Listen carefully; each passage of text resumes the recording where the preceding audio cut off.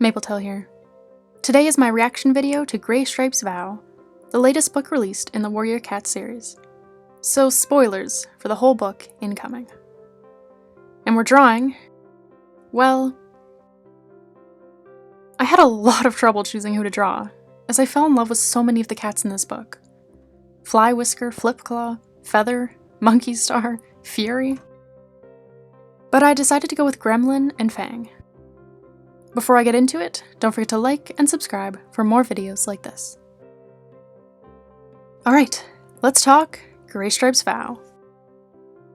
I reread the prologue just to remind myself of what exactly had happened there, but just kind of skimmed over the next 3 chapters, as I had already read them on the Warrior Cats website, and dove right into chapter 4.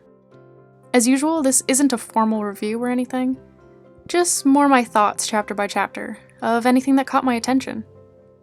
Alright, here we go. So I was pretty surprised to learn that Graystripe doesn't just go off on his own, but also excited to maybe get to know Snaptooth, Flipclaw, and Fly Whisker a little better. I was not at all surprised to hear that Graystripe wanted to go to the tribe though, to see Stormfur. I think we all saw that one coming. I liked having Graystripe show off a bit with his hunting skills. I thought it was so cute when he felt protective over the younger warriors, and wanted to be able to keep an eye on them.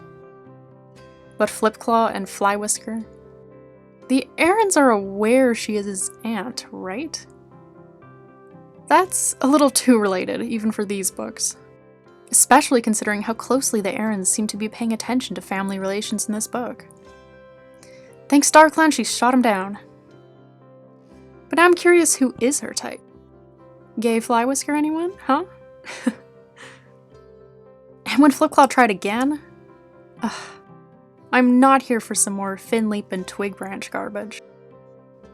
But oh my gosh, Graystripe's line of, "Not gracefully accepting it then," Graystripe thought, feeling sorry for the young warrior. "Go on, keep trying to push this boulder. She's going to crush you like a bug." That really cracked me up. Loved all the banter here.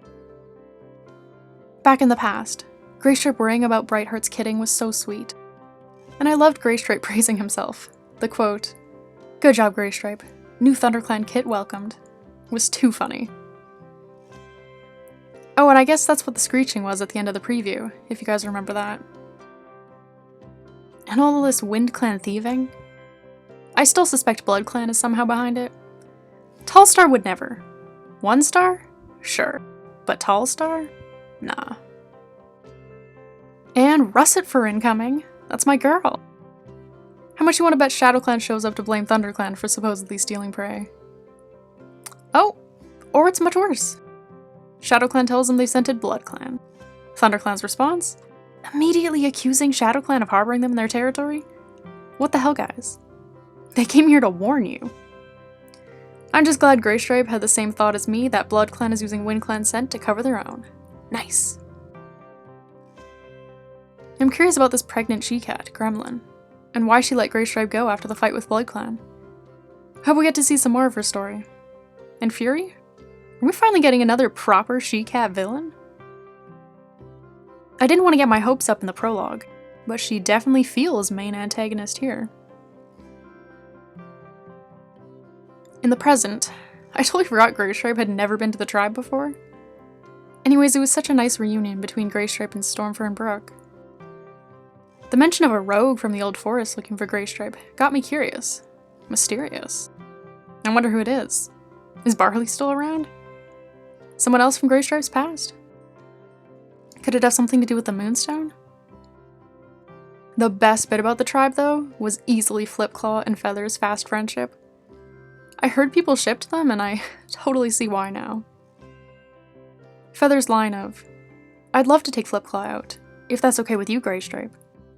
Oh. Of course they end up being buried alive. And when Cress said that Feather tried to push Flipclaw out of the way, again. I'm just so glad they both made it out alive, as I'm already pretty attached to both of them. Oh, and there it is, folks. We're going to the Moonstone. For sure. Graystripe got the sign he's been looking for, given to him by no other than the lovely Feathertail. In sadder news, I can't believe Flipclaw wants to return to ThunderClan after all that. Buddy, if you think the tribe and Feather are so great, then you should absolutely stay. A damn shame. Back in the past, I'm glad Graystripe confronted Dustbelt about Ashfur pushing to have him as deputy. Dustbelt's reaction was priceless. It made me think about how interesting Duststar could have been. In another world, I suppose. This was a bit of a small part, but Thornclaw worrying about young Sootpaw in the rain while searching for BloodClan was such a sweet moment. And then Rainpaw got to go to the Riverclan camp with the others. I've always had a bit of an attachment to that trio of littermates with Sorrelpaw. So I was so happy to see them get a bit of focus. And of course I was happy to get to take a trip to Riverclan. Graystripe thinking about how much Mistyfoot resembles her mother Bluestar was such a nice touch that I really appreciated. And I just love the contrast between the conversation with Leopardstar and the one with Tallstar.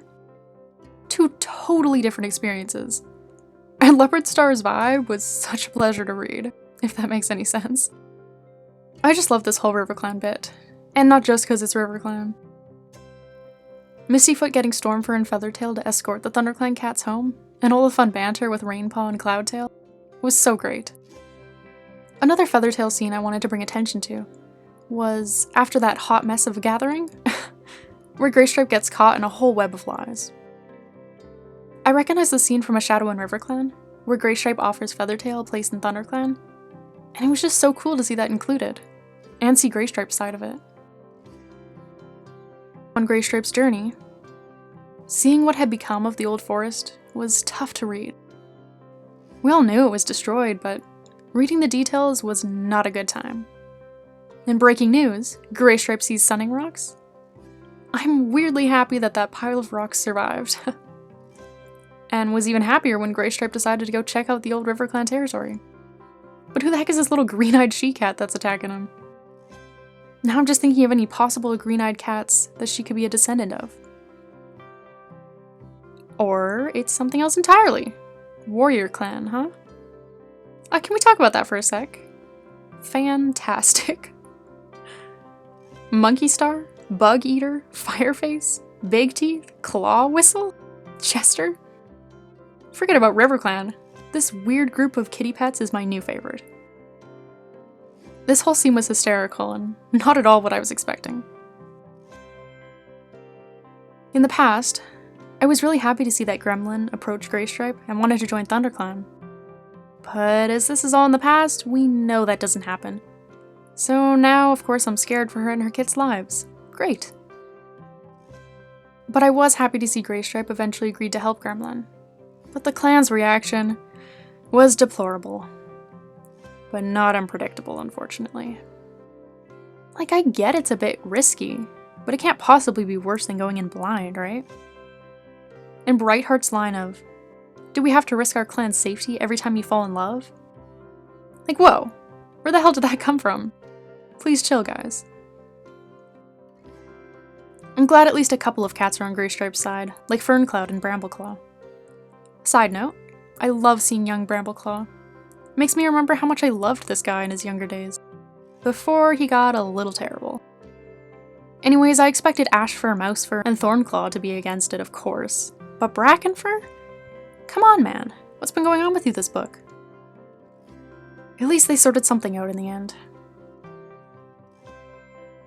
Speaking of Gremlin, Graystripe's journey to Highstones with Warrior Clan was great. And when they ran into another cat, I knew it must have been the one that was searching for Graystripe. But I did not expect it to be Gremlin's son. And the mention of a vow Graystripe made to Gremlin for all she did for ThunderClan made me even more sure that a terrible fate is coming for her. Also, I had assumed the title of the book came from the vow Graystripe made to Firestar, but I love that there's a bit of a double meaning there. Oh man, and I love Fang. When he asked if Graystripe was his father, I really wish the answer could have been yes. And I'm just so glad he's joined the party. And visiting Barley was awesome. I love that the Warrior Clan cats come to check on him often. But it just feels so wrong to see him without Ravenpaw.